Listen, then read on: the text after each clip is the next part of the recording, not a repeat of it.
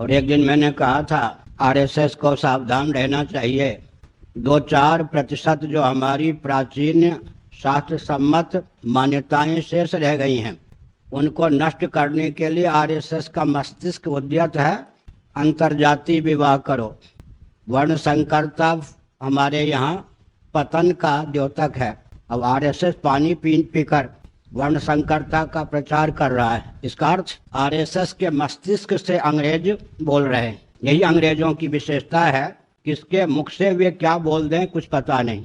इसके लिए अंग्रेजों को कुछ प्रयास करने की आवश्यकता नहीं है। उन्होंने शिक्षा पद्धति ऐसी बना दी कि जो हिंदुत्व के पक्षधर कहे जाते हैं, वैदिक कहे जाते हैं, सनातनी कहे जाते हैं, आर्य कहे जाते हैं, उनके मुख से भी अंग्रेज ही बोलता है, क्योंकि उनका मस्तिष्क पाश्चात्य शिक्षा पद्धति के आधार पर बना है।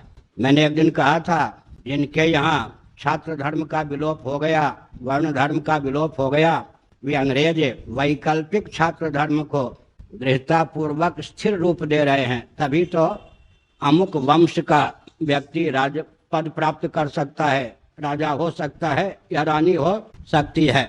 इसका मतलब क्या है? वैकल्पिक व्यवस्था को स्थिर रूप देने में अंग्रेज लगे हैं।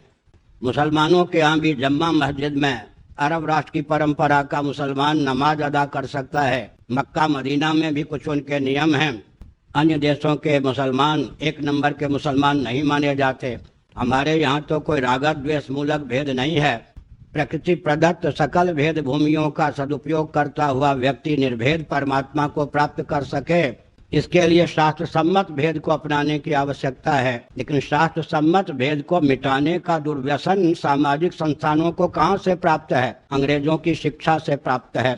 तो हमारी बात को अन्यथा न लेकर आरएसएस के नेतृत्व का यह दायित्व है कि हिंदुत्व के नाम पर हिंदुत्व के मूल का उच्छेद करने का प्रयास न करे। उसकी भी लाचारी है। क्रिश्चियन तंत्र से, कम्युनिस्ट तंत्र से, मुस्लिम तंत्र से भिड़ने की उसमें क्षमता नहीं है। तब फिर सनातन तंत्र जो कुछ बच गया है, उसी को विकास के नाम पर रौंदने के अतिरिक्त उसके पास कुछ कार्य ही नहीं रह गया है। इसलिए यह सब जो अदूरदर्शिता है, इसको दूर करने की आवश्यकता है। और मैं एक संकेत करता हूँ, स्वयं जाने नहीं और जानकार की बात माने नहीं, वो कौन होता है?